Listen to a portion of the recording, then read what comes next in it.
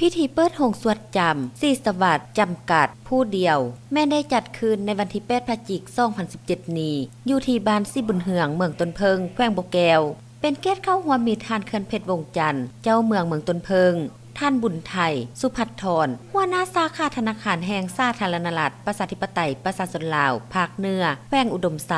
มีบรรดานักธุรกิจทางภายในและต่างประเทศเข้าร่วมท่านสิ่งแก้วพรหมณีซอนผู้อำนวยการโรงสวดจำศรีสวัสดิ์จำกัดได้ขึ้นกล่าวจุดประสงค์ในการเปิดโรงสวดจำแห่งนี้ซึ่งได้ถูกรับรองจากธนาคารแห่งสาธารณรัฐประชาธิปไตยประชาชนลาวอย่างถูกต้องเพื่อตอบสนองความเรียกร้องต้องการของสังคมผู้ที่ต้องการเอาทุนหอนไปสร้างธุรกิจต่างๆและสะดวกให้กับผู้ที่ต้องการสวดจำเครื่องที่มีค่าเพราะบ่ใช้เวลาในการประกอบเอกสารต่างๆพร้อมเดียวกันโรงสวดจำศรีสวัสดิ์จำกัดยังได้มอบพันธะอากรให้กับรัฐอีกด้วย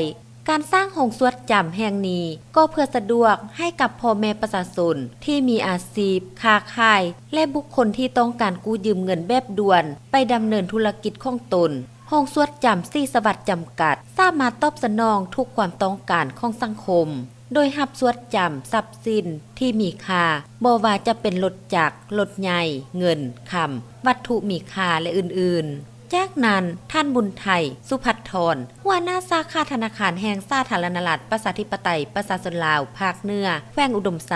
ก็ได้มอบใบอนุญาตสร้างตั้งดำเนินธุรกิจโรงสวดจำศรีสวัสดิ์จำกัดผู้เดียวกล่าวหาบโดยท่านสิ่งแก้วพรหมณีซอนผู้อำนวยการโรงสวดจำศรีสวัสดิ์พร้อมทั้งตัดแทบผ้าและเปิดปลายอย่างเป็นทางการ